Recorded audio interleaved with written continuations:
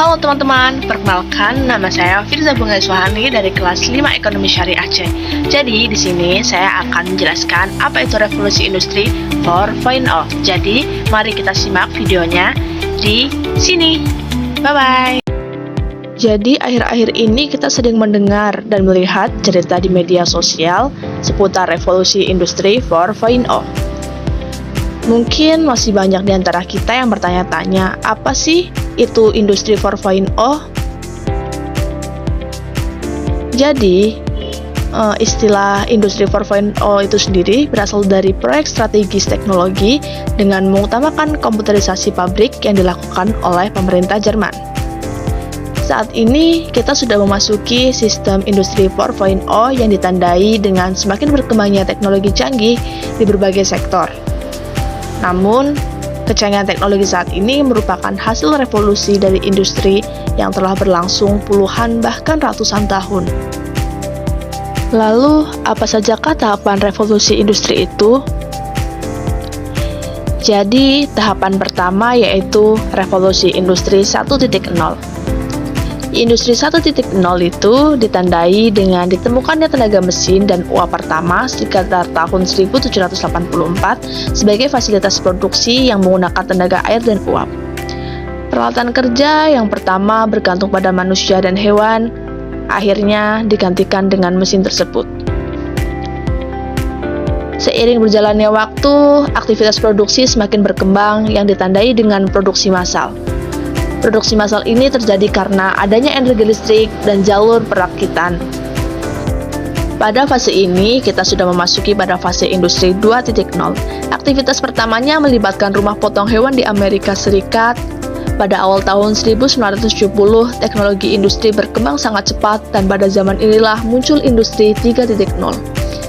Industri 3.0 merupakan hasil dari adanya energi listrik, dari industri 2.0, kemudian penggunaan meluas pada alat-alat elektronik dan teknologi informasi yang bertujuan untuk otomatisasi produksi, yang artinya aktivitas produksi yang awalnya masih dikendalikan oleh manusia, kini bisa secara langsung atau secara otomatis. Revolusi industri masih terus berlangsung, dan saat ini kita sudah memasuki zaman industri 4.0 atau 4.0. Industri 4.0 menggabungkan teknologi otomatisasi dengan teknologi cyber yang kemudian tidak hanya digunakan pada sektor industri saja. Eits, tunggu dulu. Apa sih yang disebut dengan cyber? Jadi istilah cyber itu diartikan sebagai interaksi yang terjadi antara jaringan dengan komputer. Kalau di era milenial ini sih disebut dengan era digital, yang dimana segala sesuatunya itu serba digital. Sekarang aja belanja tinggal lewat online shop. Mau makan, tinggal order lewat smartphone. Dan pastinya kita jadi mudah sekali mendapatkan informasi untuk berkomunikasi dengan siapa saja. Dunia digital ini tuh berbentuk konektivitas antara mesin, manusia, dan data yang dikenal dengan istilah Internet of Things atau IoT. Sejauh ini, ada beberapa sektor industri yang memiliki potensi yang sangat cerah dengan menerapkan sistem industri 4.0.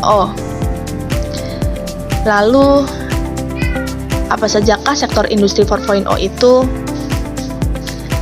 Yang pertama, dari sektor makanan dan minuman. Industri makanan dan minuman ini ditargetkan untuk menuju kekuatan besar di ASEAN.